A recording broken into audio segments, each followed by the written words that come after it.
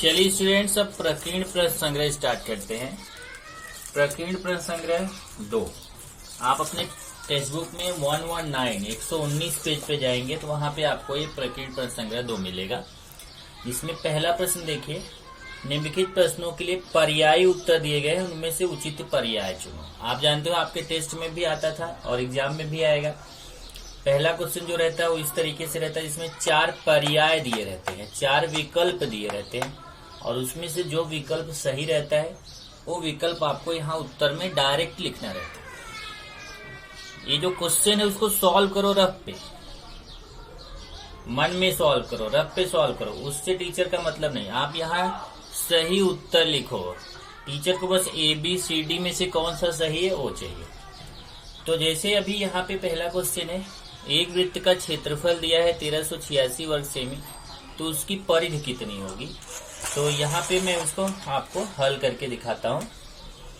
वृत्त का क्षेत्रफल दिया है, वृत्त का क्षेत्रफल दिया है 1386 और वृत्त के क्षेत्रफल का सूत्र होता है पाई आर स्क्वायर बराबर 1386। तो आर स्क्वायर, यहाँ से पाई का मान रख दीजिए, पाई का मान 22/7 गुणे आर स्क्वायर, यहाँ गुणा छिपा हुआ है, आर स्क्वायर बराबर 1386। अभी 22/7 को उधर लेके जाइए तो उधर जाके गुणे में जाएगा तो ये उल्टा हो जाएगा, 22/7 है 7/22 हो जाएगा। अब इसको काट दीजिए, इसको मैं यहाँ काट के दिखाता हूँ आपको। 7/22, चलो 11 से काटता हूँ, 11 दूना 22, इसको 11 से काटूंगा मतलब 1386 में 11 का भाग दूंगा ऐसे, 1386 भागे 11, 11 के 11, 2 8, 11 दूना 22, 6 11 6 4 126 आएगा। तो नीचे 11 से काटा तो 2 आया, 22 को काटा 11 से 2 आ गया, 1386 को 11 से काटा 126 आ गया, फिर 2 से फिर 126 में भाग दे दो तो 63 आएगा। अब 63 गुणे 7, 63 में 7 का गुणा करो, 63 में 7 का गुणा करेंगे तो आएगा 7 × 21, 7 × 42, 2 44, 441। तब आज स्क्वायर हटाएंगे तो यहाँ वर्गमूल ले लेंगे और 441 का वर्गमूल कितना आता है 21, 441 का वर्गमूल 21 आता है। तब आप निकालेंगे वृत्त की परिधि। तो वृत्त की परिधि का सूत्र होता है 2πr। अब 2 गुणे 22/7 गुणे r का मान देखो 21 है। अब ये 7 से 21 काट देंगे, 7 × 21, 2 गुणे 22 गुणे 3। अब ये पूरा गुणा करिए, 2 × 6 दूना 12, 6 दूना 12 13, 132 आया। लेकिन ध्यान रखो, परिधि की इकाई जो क्षेत्रफल की जो इकाई होती है वर्ग सेमी होती है और परिधि की इकाई सेमी होती है। तो 132 सेमी ये उत्तर आ जाएगा। तो उत्तर कितना आ गया 132 सेमी। तो यहां से देखते हैं कि हमारा उत्तर आया 132 सेमी। इसमें कौन सा ऑप्शन सही है। यहाँ देखिए 132 वर्ग सेमी, 132 सेमी, 42 सेमी, 21 सेमी। तो कौन सा सही है 132 सेमी। ये वाला गलत है क्योंकि ये क्षेत्रफल की इकाई होती है वर्ग सेमी। यहाँ हमें परिधि निकालना है, परिधि की इकाई सेमी होती है। तो हमारा कौन सा उत्तर सही है बी। तो एग्जाम में बस डायरेक्ट ऐसे लिखना है उत्तर बी। अब दूसरा देखते हैं, एक घन की भुजा 4 मीटर है, अगर भुजा दुगनी करें तो घनफल कितने गुना हो जाएगा। अब देखिए यहाँ पे दूसरा वाला क्वेश्चन क्या है, पहले घन की भुजा यहाँ पे दी गई है, पहले घन की भुजा मान लो L1 दिया है 4 मीटर। अब बोला अगर भुजा दुगनी कर दे, मतलब दूसरे घन की भुजा L2, इसका दुगुना कर दो, 4 का दुगुना कितना हो जाएगा 8 मीटर। तो बोल रहे हैं घनफल कितने गुना बढ़ जाएगा, तब आप लिखेंगे इसलिए घनफल का अनुपात।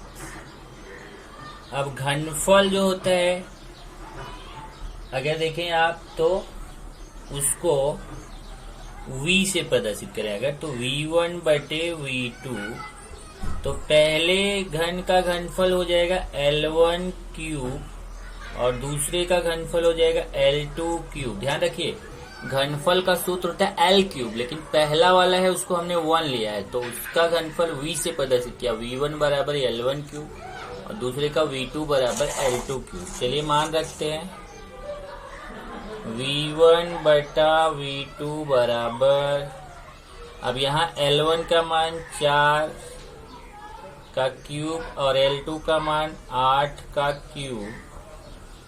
अब ये 4 का क्यूब 4 गुणे 4 गुणे 4 और 8 का क्यूब 8 गुणे 8 गुणे 8 बराबर। अब इसको काट दो, यहां से देखिए 4 दूना 8, 4 दूना 8, 4 दूना 8, ऐसे कट जाएगा तो यह आएगा 2 गुणे 2 गुणे 2 मतलब 1 बटे 4 आएगा। तो देखो v1 बटा v2 बराबर 1 बटे 4। कैसे देखिए इसको 4 से काटेंगे 4 दूना 8 2 आएगा, इसको 4 से काटेंगे 4 दूना 8 2 आएगा, इसको 4 से काटेंगे 4 दूना 8 2 आएगा, 2 गुणे 2 गुणे 2 आएगा, 2 दूना 4 दूना 8 8 आएगा, यहाँ 8 हो जाएगा। अब तिर्यक गुणा करिए v1 का 8 से v2 का 1 से, तो v2 का 1 से गुणा होगा, v2 बराबर 8v1। 8v1 मतलब क्या हुआ कि पहले, अब जो नया वाला घनफल होगा वो पहले वाले घनफल का 8 गुना हो जाएगा। देखिए 8 गुणे v1, यहाँ गुणा छिपा हुआ, v1 का 8 गुना, तो यहाँ पे हो जाएगा उत्तर में कौन सा 8 गुना, तो उत्तर में यहाँ लिखेंगे डी। इस तरीके से आपको एग्जाम में, ध्यान रखो एग्जाम में उत्तर बस ऐसे ही लिखा जाता है बी डी जो भी है, लेकिन आपको सॉल्व करके रफ पे चेक करना पड़ेगा, नहीं तो आपको उत्तर ही नहीं आएगा। नेक्स्ट क्वेश्चन देखेंगे, प्रश्न 2 देखिए, प्रणाली 100 मीटर दौड़ की शर्त का अभ्यास कर रही थी, उसके लिए वह 100 मीटर दौड़ी 20 बार, 100 मीटर दूरी जो है 20 बार दौड़ी। हर बार के लिए लगा समय सेकंड में निम्नानुसार है, मतलब जब पहली बार दौड़ी 100 मीटर तो 18 सेकंड लगा, दूसरी बार उसको 17 सेकंड, तीसरी बार 17 सेकंड, चौथी बार 16 सेकंड, पांचवी बार 15 सेकंड। इस तरीके से 20 बार दौड़ी है तो हर बार का कितने सेकंड लगा वो यहाँ पे दिया गया है। तो दौड़ने वाले जो समय है उसका माध्य हमें ज्ञात करना है। तो कैसे ज्ञात करेंगे देखिए, उसके लिए पहले हम यहाँ पे देखेंगे बारंबारता सारणी बनाएंगे। बारंबारता सारणी तो कैसे बनाते हैं आपको मालूम है, इसके पहले वाले चैप्टर में ही पढ़ा था। एक अपना XI वाला कॉलम हो जाएगा, एक गणन चिन्ह हो जाएगा, एक बारंबारता हो जाएगा और ये एक FI XI हो जाएगा।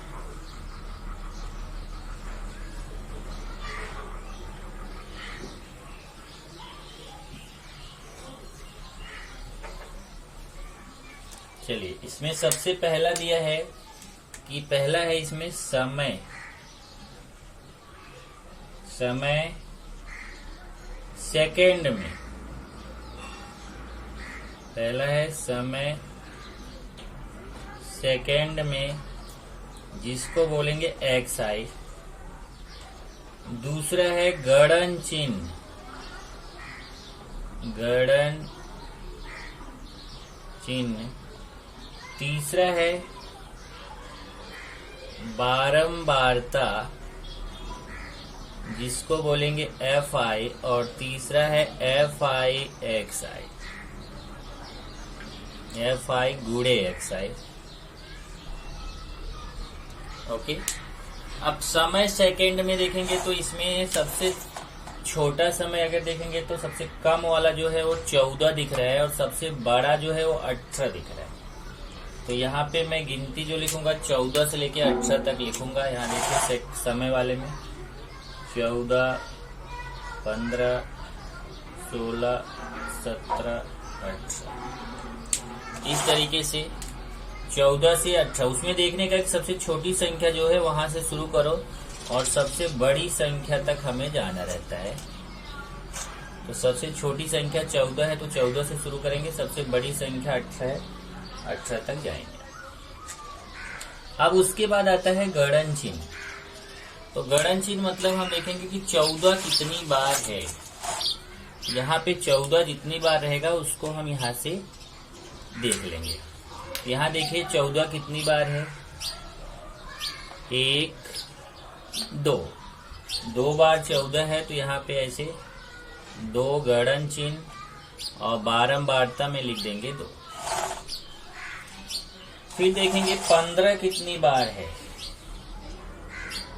1, 2, 3, 4, 5, 6, 7, 8 बार है। तो यहाँ पे देखिए ये बताया था आपको 2, 3, 4 और 5वीं लाइन ऐसे टेढ़ा करके लेंगे और फिर 6, 7, 8। तो यहाँ पे लिख देंगे बारंबारता में 8। फिर देखेंगे 16 कितनी बार है, 1, 2, 3, 4, 5 बार है। तो 1, 2, 3, 4 5वीं लाइन ऐसे टेढ़ी करेंगे और टोटल हो गया है 5। फिर देखेंगे 17 कितनी बार है, 1, 2, 3, 4 बार है। यहाँ पे 1, 2, 3, 4 यहाँ पे लिख देंगे 4। फिर देखेंगे 18 कितनी बार है, 1 बार है 18। तो यहाँ 1 हो गया, यहाँ 1 हो गया। ये देखिए XI का कॉलम है और ये FI का कॉलम है। तो यहाँ क्या करना है, FI XI का मतलब हुआ कि इसका गुणा करना है ऐसे सामने सामने। 14 का गुणा 2 में करेंगे, आप चाहे तो डायरेक्ट कर सकते हैं। यहाँ मैं आपको समझाने के लिए गुणा कर दे रहा हूँ। 14 का गुणा 2 में करेंगे तो 28 आएगा। ऐसे 15 का गुणा 8 में करेंगे, 15 गुणे 8, 15 8 120 आएगा। फिर 16 का गुणा 5 में करेंगे, 16 25 80। 17 का गुणा 4 में करेंगे, 17 चौका 68। 18 का गुणा 1 में करेंगे, 18 1 के 18। फिर ये इसको जोड़ देंगे, बारंबारता को जब जोड़ेंगे तो जब बारंबारता को जोड़ते हैं तो उसको बोलते हैं n। ये बारंबारता को जोड़ दीजिए, 2 में 8 जोड़ेंगे, 10 5 15 4 19 1 20। 20 बार दौड़ी थी तो n बराबर हो गया 20। और यहाँ पे इसको जोड़ते हैं, FI XI को जोड़ते हैं तो इसको बोलते हैं सिग्मा FI XI। इसको जोड़ते हैं, चलिए 8 8 16 8 24, 2 2 4 2 6, 8 से 14 से 20 1 21, 2 1 3, 314 आ गया। जोड़ने पे ये पूरा जोड़ा तो कितना आ गया, 314। तब हम निकालेंगे माध्य। माध्य निकालने का सूत्र क्या है, माध्य बराबर सिग्मा FI XI बटे n। अब सिग्मा FI XI कितना है, 314 बटे n कितना है, 20। अब ऐसे 314 में 20 का भाग दे दो, 20 1 के 20, घटाएंगे तो 11 4 उतार लिया, फिर 5 जाएगा, 20 पंचे 100, फिर 14, फिर दशमलव बढ़ाएंगे 0, फिर 20 सत्ते 140। उत्तर आ जाएगा 15.7। तो भाग दे देंगे तो कितना आएगा, 15.7। तो यही हो जाएगा उत्तर। यहाँ उत्तर हो गया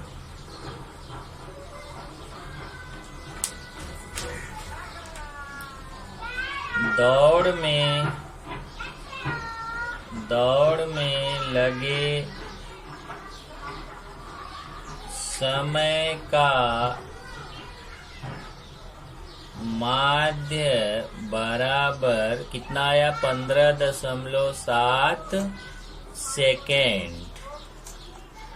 ये माध्य आपका हो गया। चलिए प्रश्न 3 देखिए। त्रिभुज DEF और त्रिभुज LMN, ये दो त्रिभुज हैं, त्रिभुज DEF और त्रिभुज LMN, लेकिन ये EDF और LMN इस एकी संगति से सर्वांगसम है। तो इस संगति के अनुसार सर्वांगसम भुजाएं एवं सर्वांगसम कोणों की जोड़ियां लिखो। यहाँ पे अगर देखेंगे तो त्रिभुज DEF, एक त्रिभुज है DEF और दूसरा त्रिभुज है त्रिभुज LMN। ये जो दोनों त्रिभुज हैं, ये त्रिभुज EDF संगति LMN इस एकेकी संगति से सर्वांगसम है। इसका मतलब ये दोनों त्रिभुज सर्वांगसम है, लेकिन EDF और LMN इस संगति से है, मतलब त्रिभुज EDF सर्वांगसम है त्रिभुज LMN के। तो यहाँ पे हमें सर्वांगसम भुजाएं लिखनी है और सर्वांगसम कोण लिखने हैं। सर्वांगसम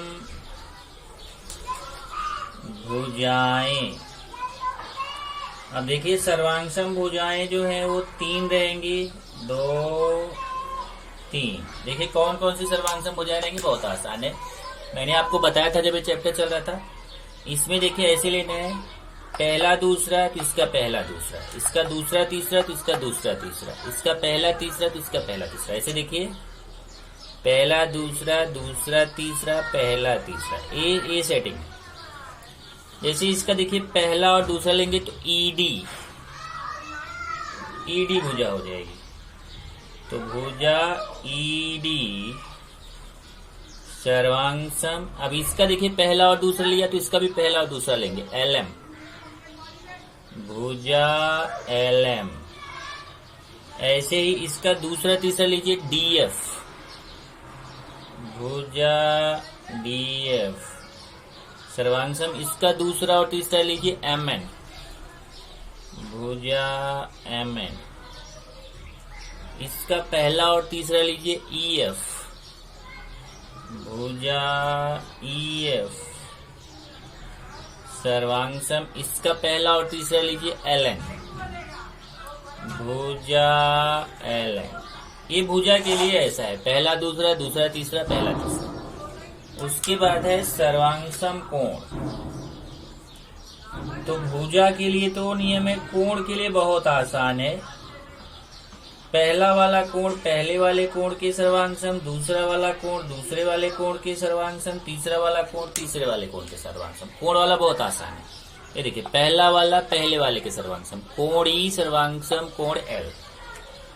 तो कोण ई सर्वांगसम कोण L। दूसरा वाला दूसरे वाले के, कोण D सर्वांगसम कोण M, कोण D सर्वांगसम कोण M। और तीसरा वाला कोण तीसरे वाले कोण के सर्वांगसम, कोण F सर्वांगसम कोण N, कोण F सर्वांगसम कोण N। ये हो गई भुजाएं सर्वांगसम, ये हो गए कोण सर्वांगसम। चलिए चौथा क्वेश्चन देखते हैं। एक यंत्र की कीमत ₹2,50,000 है। यह हर साल 4% की दर से घटती है। तो यंत्र की खरीद के 3 वर्ष बाद यंत्र की कीमत कितनी होगी? अब देखिए यहाँ पे यंत्र की कीमत दी गई है। तो यंत्र की कीमत अर्थात जो आप मूलधन मानते हो, P बराबर ₹2,50,000। तो जो यंत्र की कीमत है शुरुआत में उसको मूलधन जिसको बोलते हैं P मानेंगे। और यहाँ कमी की दर दिया है, कमी की दर को हम R से प्रदर्शित करते हैं।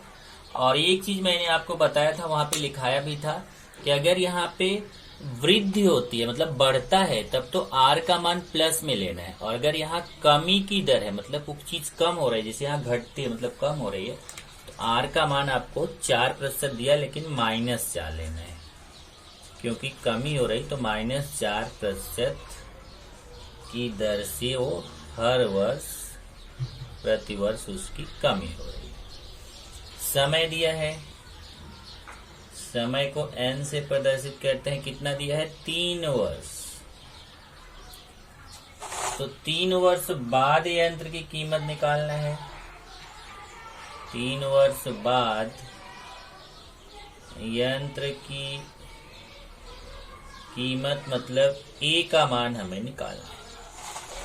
अब सूत्र आपके पास है, सूत्र से A बराबर P ब्रैकेट 1 धन R बटे 100 घाते N, यही तो सूत्र है। अब चलिए मान रख देते हैं।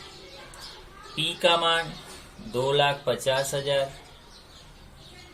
2,50,000, फिर 1 धन A का निकालना, ध्यान रखना A का निकालना, तो A को कुछ नहीं लिखा। P का मान 2,50,000 देखिए, तो P की जगह 2,50,000, फिर ब्रैकेट 1 धन R का मान देखिए 4, लेकिन ऋण 4 है, ऋण 4 बटे 100 घाते N, N का मान 3। अब आपको केवल कैलकुलेशन करना है, आपका आंसर आ जाएगा 2,50,000 1। अब देखिए प्लस और माइनस का यहाँ गुणा हो जाएगा, प्लस और माइनस का गुणा -4 बटे 100 घाते 3। अब ये हो जाएगा 2,50,000 1 माइनस, यहाँ पे देखेंगे तो ये 4 से 100 कटेगा। देखिए इसे 4 को 100 से काटोगे तो 4 1 के 4, और 4 से 100 को काटोगे तो 4 दूना 8, 4 5 20, 1/25 आ जाएगा। ऊपर 1 आएगा, नीचे 25 आएगा। तो 4 से ऊपर काटा, 4 1 के 4, और 100 को 4 से काटेंगे तो 25 आएगा। अभी हो जाएगा 2,50,000।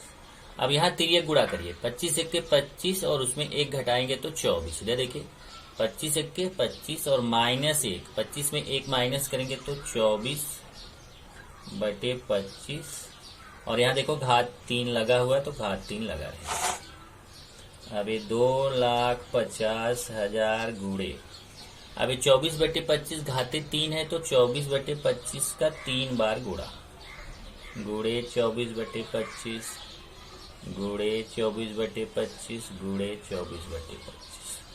अब इसका कैलकुलेशन करके इसको केवल काटना है। चलिए अब मैं इसको काट के दिखाता हूं आपको।